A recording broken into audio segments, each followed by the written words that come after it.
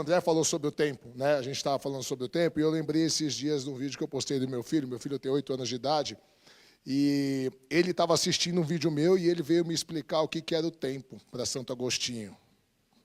Aí eu olhei para ele assim e falei assim: filho, quando você for mais velho, o papai te explica. Porque a gente tem essa arrogância, às vezes, de achar que a criança não é capaz de entender, né? E ele me explicou certinho, eu fiquei até surpreso. Quem viu o vídeo, eu postei, você vê, é nítida a minha cara de bobo, né? E eu queria só fazer essa reflexão para a gente fechar. Por quê? Porque Santo Agostinho diz o seguinte: o tempo é uma coisa muito louca. Por quê? Porque o futuro não existe. Ele fala, o futuro não existe. Por quê? Porque não aconteceu ainda, claro. O passado também não existe, porque já deixou de ser. Mas quando a gente fala tempo, ele tem que passar. Por quê? Porque se não passa, o tempo que não passa, um instante que não passa é a eternidade. E não estamos falando de eternidade, estamos falando de tempo. Para que seja tempo, o presente precisa deixar de ser. Porque se o presente ele não é tempo, ele é eternidade. Então, o futuro não é, porque não existe ainda.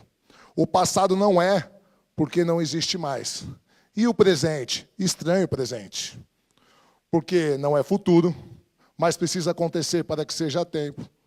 E para ser tempo tem que deixar de ser. E se ele deixa de ser, ele é passado. E como o passado não existe, o presente também não existe.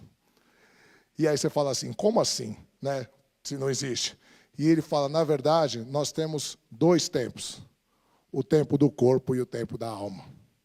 E ele diz, por isso que a gente tem essa percepção. Porque o tempo de verdade não existe, mas a gente sente com o tempo da alma. E o tempo da alma transcende os encontros com o mundo que lhe deram causa. O que isso quer dizer? Quer dizer que vai além. Então, todo mês, quando a gente está com vocês aqui, é um prazer porque a gente sente com o tempo da alma.